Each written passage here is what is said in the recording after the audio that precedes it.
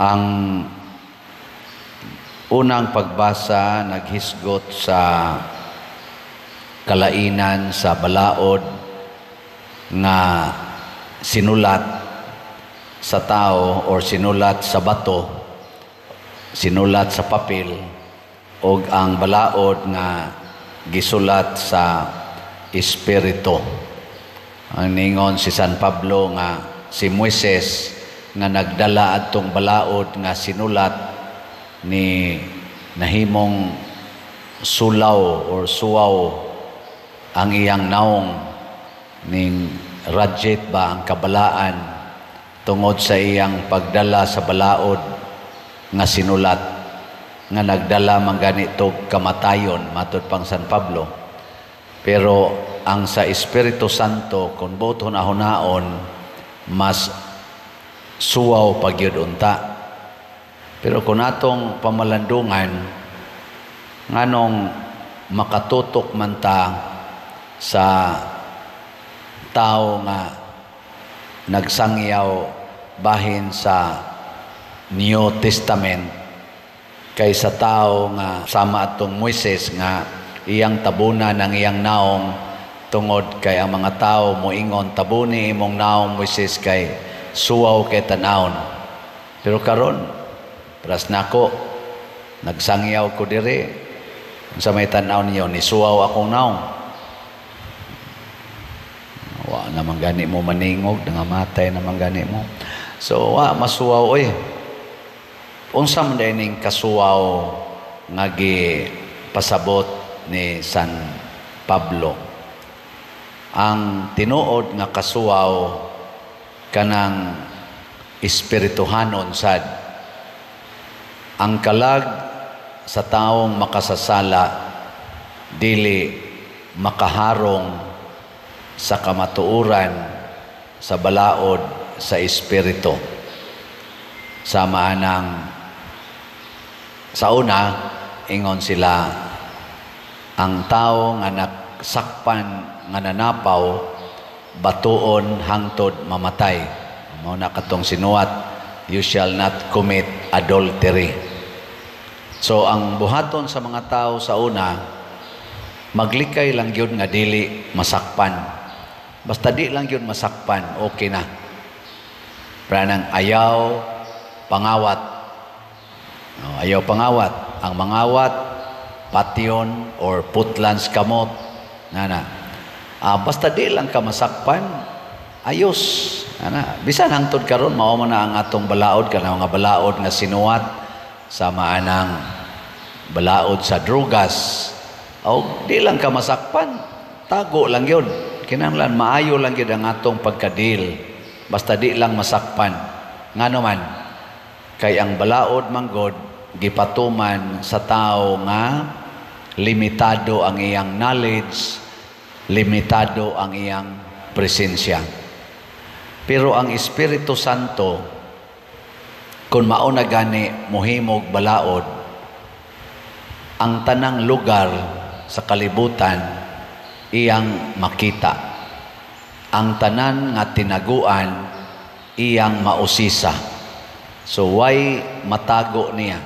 Asa man siya mo kondem nato, dili dihas presuhan nga kanang rihas, dili kanang pusas, o dili ta pusilon. Pero ang iyang tulisokog diretso ang konsensya.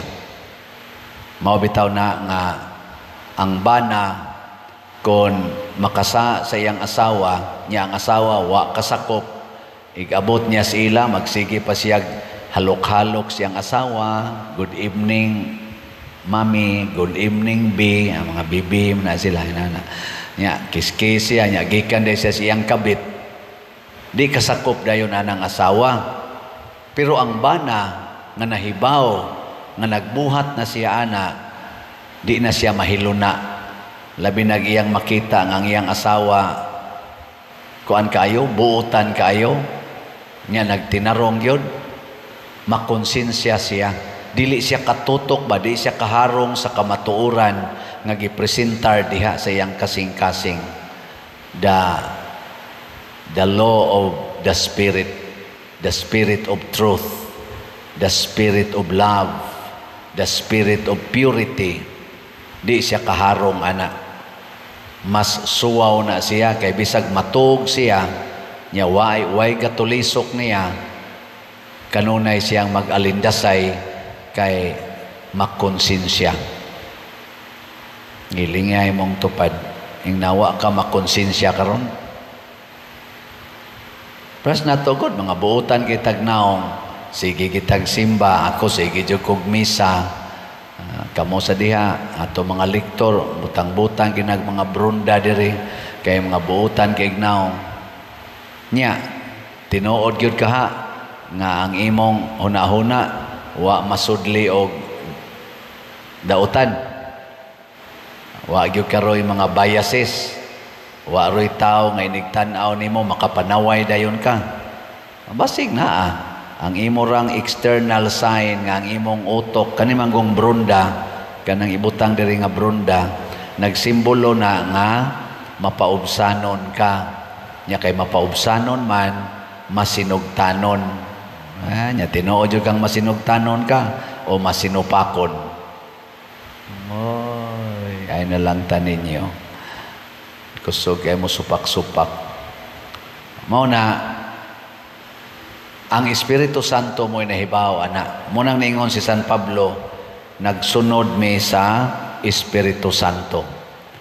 O kay ang Espiritu Santo suwaw man kaayo, o niya gasunod man sila, makatutok naman sila, ang mga apostoles superior kaysa mga tao sa kalibutan.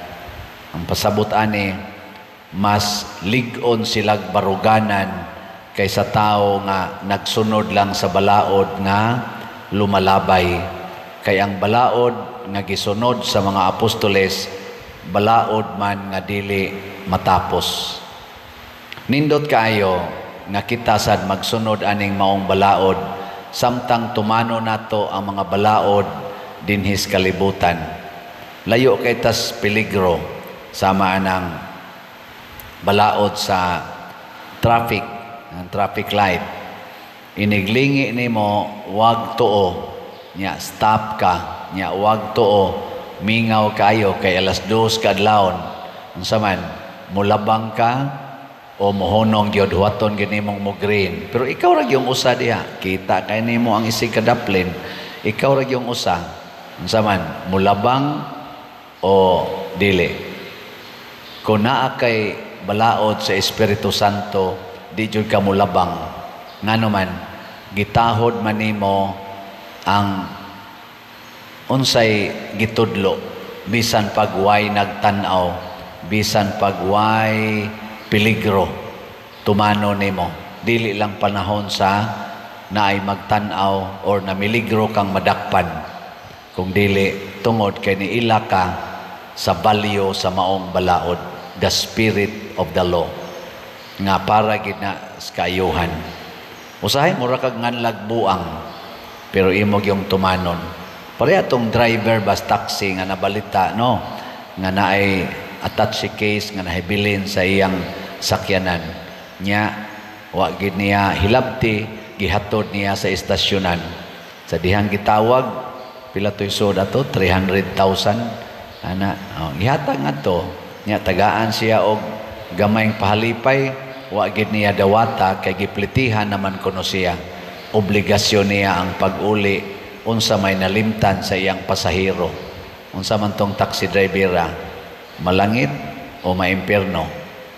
Malangit yun to. Ngano man, dili lang tungod kay mahadlok siyang silutan, kung dili nikita siya sa value of honesty, kanabang ayaw hilabti ang dili imo.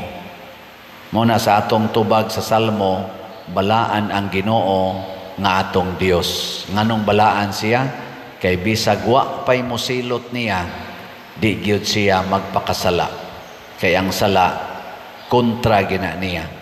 Muna kita sa donta, labi na gid ang atong mga leaders, muila kita nga ang sala kontra gina nato, og dili ta mubuhat ana Di lang tungod kay nahadlok tang silutan, kung dili tungod kay di gina siya sugo sa Ginoo.